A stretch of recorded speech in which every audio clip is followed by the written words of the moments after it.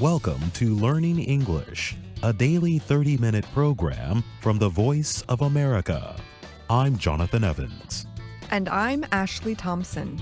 This program is aimed at English learners, so we speak a little slower and we use words and phrases especially written for people learning English.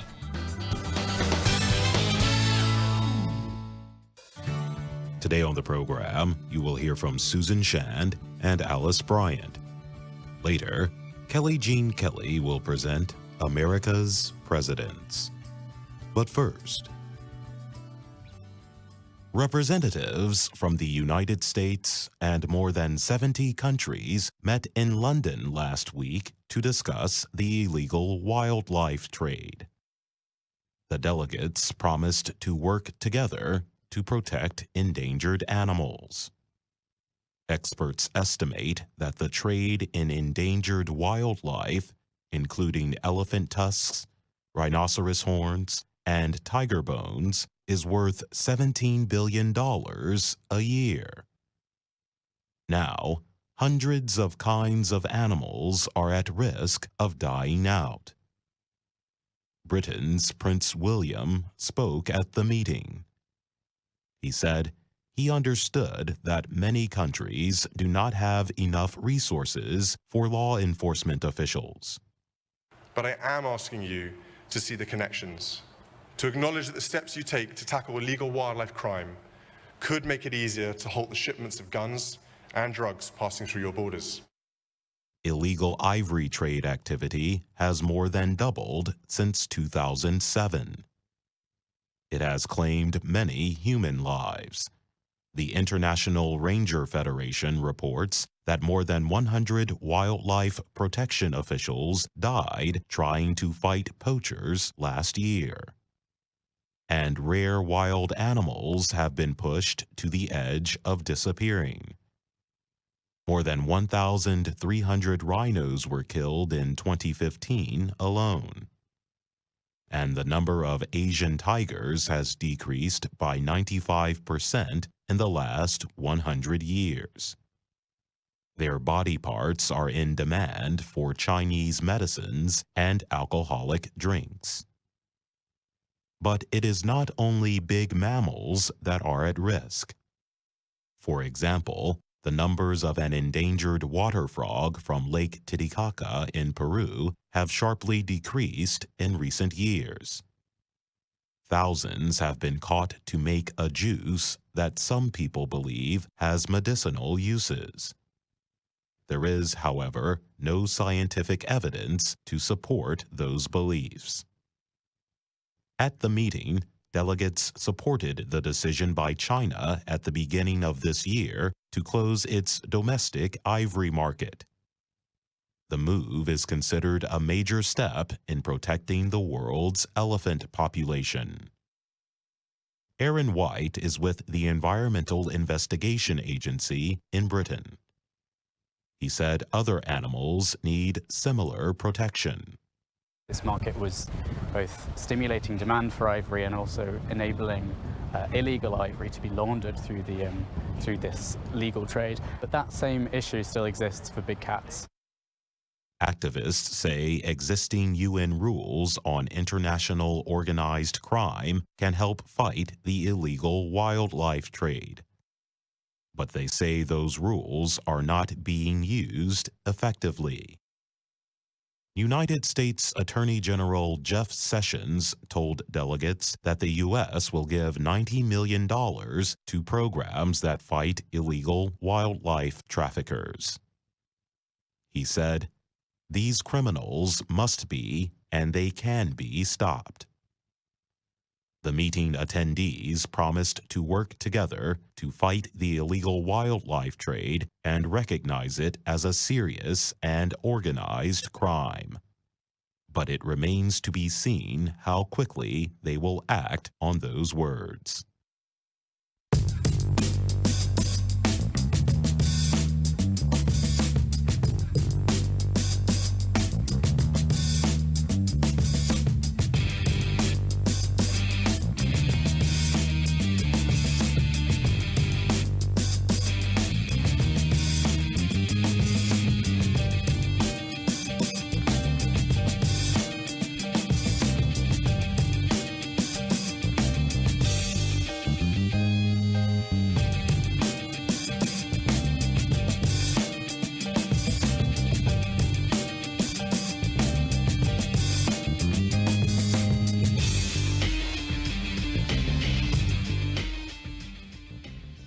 Ian Power was one of the first people to buy legal recreational marijuana in Canada, but he has no plans to smoke it. He plans to keep it forever. Canada became the largest country with a legal national marijuana marketplace on Wednesday. Power was first in line at a store in the eastern city of St. John's, Newfoundland. I'm going to frame it and hang it on my wall. I'm not even going to smoke it. I'm just going to save it forever, Power said. And there was more good news for marijuana lovers. Canada's public safety minister said the government will consider a proposal to pardon those jailed for possessing a small amount of marijuana, as long as they have finished their sentence. Canada has permitted medical use of marijuana since 2001. For 2 years, Prime Minister Justin Trudeau's government has worked to legalize marijuana for recreational uses. The goal is to admit society's changing opinion about the drug and to create a government-supervised market. Profits out of the hands of criminals. Today, cannabis is legalized, Trudeau wrote in a tweet. Uruguay was the first country to legalize marijuana sales in 2017. As Tuesday night came to an end, hundreds of people were lined up at a store on Water Street in St. John's, Newfoundland. Some people smoked marijuana on the street, while those in vehicles sounded horns to show support. We just made history, said the 46-year-old Power, who bought 1 gram of marijuana. I can't believe we did it. Bruce Linton, the head of marijuana grower and store Canopy Growth, made the sale to Power. It was extremely emotional, he said. Several people who work for us have been working on this for their entire adult life, and several of them were in tears. Linton said Canada is at the head of the industry because it is federally legal in Canada and federally illegal in the United States. The last time Canada was this far ahead in anything, Alexander Graham Bell made a phone call, said Linton. Bell, who lived in the United States, was a Canadian citizen. Linton's company recently received an investment of $4 billion from Constellation Brands, which also sells Corona beer and Robert Mondavi wines. Tom Clark, who sold marijuana illegally for 30 years, was also one of the first to make a legal sale in Canada. His store opened early Wednesday morning in Portugal Cove, Newfoundland. He made the first sale to his father. A crowd of 50 to 100 people waited outside and cheered him. I've been waiting my whole life for this, Clark said. I am so happy to be living in Canada right now, instead of south of the border. His father, Don, said he was happy that he was one of the first buyers of legal marijuana. It's been a long time coming. We've only been discussing this for 50 years. It's better late than never, he said. The Newfoundland stores are among at least 111 legal marijuana stores expected to open across the nation of 37 million people. Canadians also can order marijuana products through websites operated by provinces or private sellers and have them sent to their homes by mail. 2 provinces, Alberta and Quebec, have set the age for legal purchase at 18, while others have made it 19.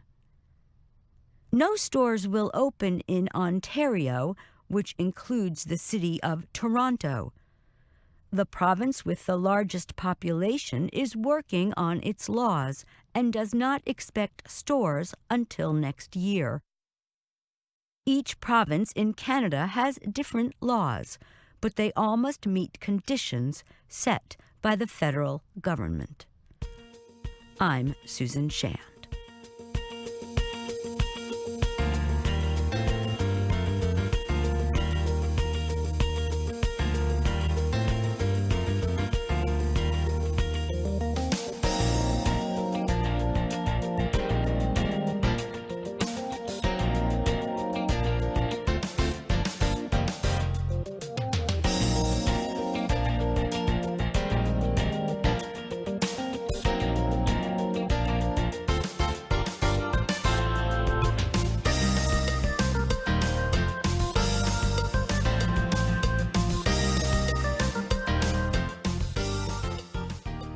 Sometimes the most common words in the English language can cause the most trouble.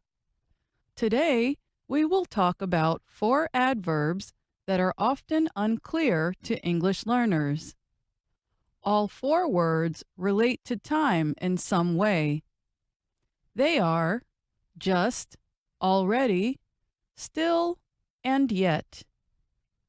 There are a few reasons for the lack of clarity. Some English learners mistake just and already as having the same meaning. The same is true for the adverbs still and yet. Another reason for the lack of clarity may be that in some languages, a single adverb can have many meanings. In Portuguese, for example, the word já means already and yet, and sometimes just.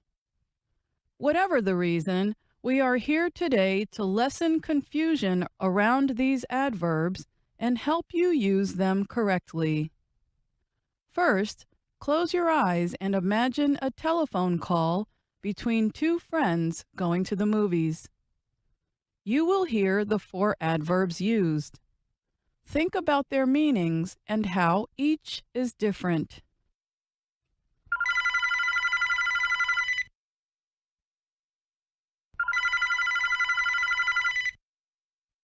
Hi, Sue. How's it going? Hey, quick question.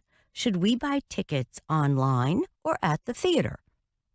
Don't worry. I already got the tickets. I bought them this morning. You're the best. Thanks. Anytime. Anyway, I just left the house. I'll be at the theater in 20 minutes. Okay, but I'm still getting ready. And I have not eaten yet. But I'll get a taxi and be there around 6:15. That works. When I find seats, I'll text you the row number. Perfect. See you soon. What did you learn about the 4 adverbs and their differences? Let's start with the word just. We use just to say that an action has happened very recently or a short time ago. You heard one speaker say this. Anyway, I just left the house. The speaker means, I left the house a very short time ago. How long a very short time is will depend on the situation. For example, imagine that you had been going to a university for 4 years and graduated 2 weeks ago. You talk to a family member and they ask what is new. You say, I just graduated from college. I'm so happy to finally be done. The word just was correctly used here because the idea that something happened recently often depends on the time length of the action. 4 years is a long time, so graduating 2 weeks ago is still very recent. The word already is different than just. We usually use already to say that an action has happened early or sooner than expected. Here is the example from the phone call. Don't worry. I already got the tickets. Here the speaker means, I got the tickets sooner than expected. His friend Sue did not expect that the tickets had been purchased. The speaker did not use the word just here because they bought the tickets several hours ago, and in this situation, that is not a short time ago. Now we turn to the adverb still. We use still to say that an action is not yet finished, especially if we expected it to finish sooner. Here is the example from the phone call. Okay, but I'm still getting ready. The speaker is saying, I haven't finished getting ready. And she probably expected to be ready sooner, especially since the movie starts soon. And finally, we have the word yet. Yet is used for actions that someone is watching for or expecting to happen. Unlike still, with yet there is no evidence that something was expected to finish sooner than now. Yet is usually used in questions and negative sentences. A negative sentence is one that contains the word not. Listen to the example of yet from the phone call. Notice that the sentence is negative. And I have not eaten yet. We also use yet in questions, as in this example. Have you eaten yet? No, I haven't. As you know, in English grammar, there is always an exception to the rule. Although we mainly use yet in negative sentences, we sometimes use the word still. The meaning is very similar, but the tone is different. Listen to two negative sentences. One uses yet, while the other uses still. She hasn't graduated yet. She still hasn't graduated. To a native English speaker, the word still here has a judgmental tone. It sounds like the speaker thinks the woman has been in school too long. Here's another example that shows a tone change between yet and still. They haven't heard from the doctor yet. They still haven't heard from the doctor. In this example, the word still sounds like they have been waiting a long time to hear from the doctor. They might even be frustrated about having to wait. So, do you have a better sense of these four adverbs yet? Or do you still have questions? Or both? Visit our website where you can practice. I'm Alice Bryant.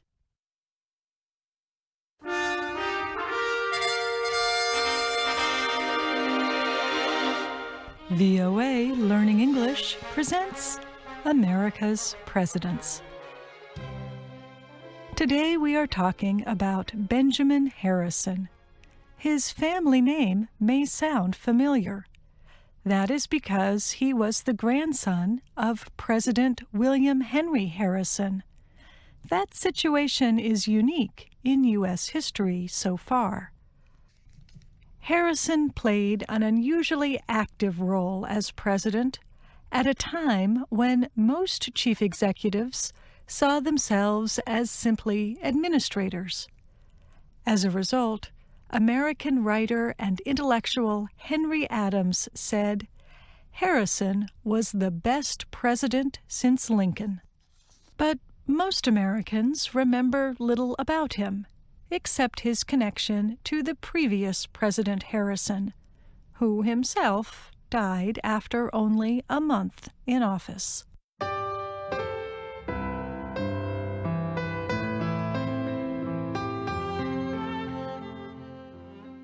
Benjamin Harrison grew up on a farm in the Midwestern state of Ohio as one of 8 children. His grandfather was not the only famous political Harrison. His great-grandfather signed the Declaration of Independence, and his father had been a congressman. Young Benjamin Harrison respected these men and believed he had a role to play in history too. He received a good education, and even outside of school he read many books. His hard work and intelligence carried him to Miami University in Ohio, and then to a career as a lawyer. Along the way, he married a woman he had known since he was a teenager, Carolyn Lavinia Scott. The couple settled in another Midwestern city, Indianapolis, Indiana, and had a son and daughter. Over time, Harrison steadily built a career as a public official. But his political path was interrupted by the American Civil War. Harrison rose to the rank of general in the Union Army. He fought under General William T. Sherman and was one of the first soldiers to enter Atlanta, Georgia, after the city surrendered. Reports say that Harrison was an excellent soldier, but he did not enjoy fighting or find war romantic. After the war, he returned home to Indiana and continued his legal and political career. In 1881, he was elected to the U.S. Senate.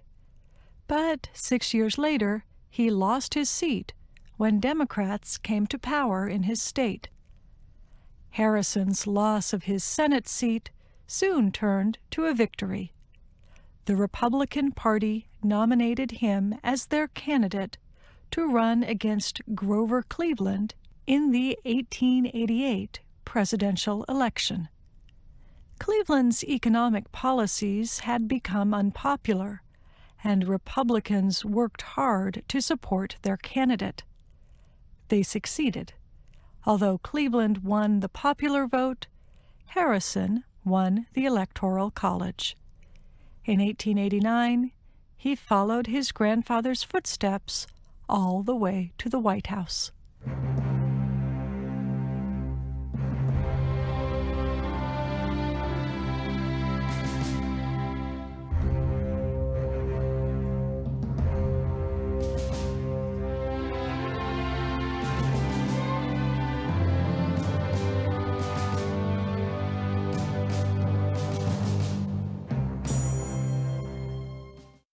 Harrison's election was a major victory for his Republican Party. In addition to winning the White House, Republicans gained seats in the House of Representatives, held a majority in the Senate, and appointed several Republican justices to the Supreme Court. Harrison and other Republican lawmakers used their power to take action on issues at home and internationally. One act was to preserve forests. Harrison identified 17 protected natural areas and helped create Yosemite National Park in California. His government also established Ellis Island in New York to make immigration to the U.S. a more orderly process. Internationally, Harrison's administration sought to build ties with Latin American countries. His government established what would, in time, become the Organization of American States. His administration also increased the United States' global trade, as well as the country's navy. But, for the most part, the most pressing issues of the day were economic. The federal government at that time had an unusually large surplus. Some argued that the surplus was hurting business. In answer, Harrison's government placed a high protective tariff on imported goods. The legislation was known as the McKinley Tariff of 1890. Officials also aimed to limit the power of large corporations to control important markets in the U.S. Finally, they agreed to require the government to buy silver to use as currency. These actions pleased some of his supporters, but they may have contributed to the severe economic depression that followed Harrison's term. And in general, voters disapproved of the amount of money Republican lawmakers were spending. Although the country was at peace, the 51st Congress appropriated $1 billion. At the midterm elections, many lawmakers paid for all the spending with their seats. 2 years later, voters turned Harrison out of the White House, too. They returned Grover Cleveland to the presidency. Harrison did not express much disappointment. He had worked hard to become president like his grandfather, but he found he did not like being the chief executive. He said, when he left the White House, it was like being released from prison.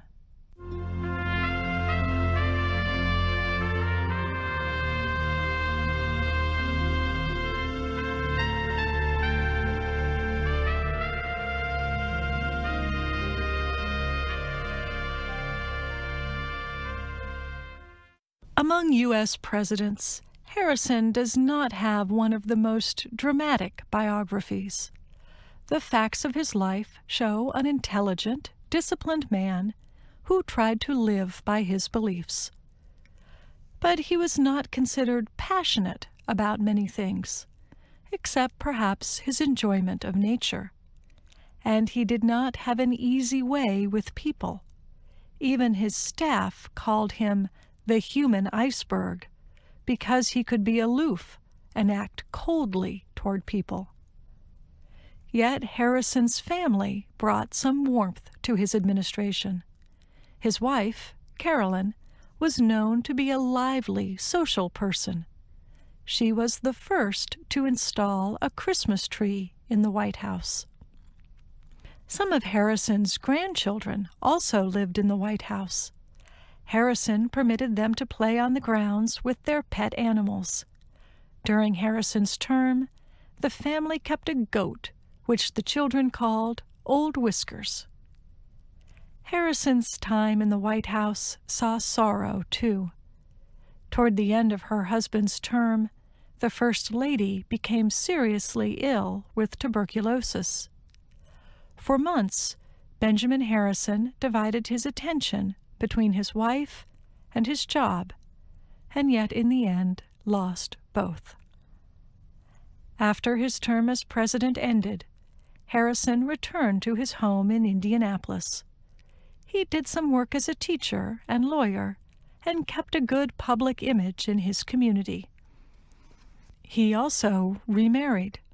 His second wife was a widow herself, as well as his first wife's niece. He and Mary Scott Lord Dimmick Harrison had a daughter together. The child was only 4 when Harrison died from pneumonia at age 67. And that's our program for today. Listen again tomorrow to learn English through stories from around the world. I'm Jonathan Evans. And I'm Ashley Thompson.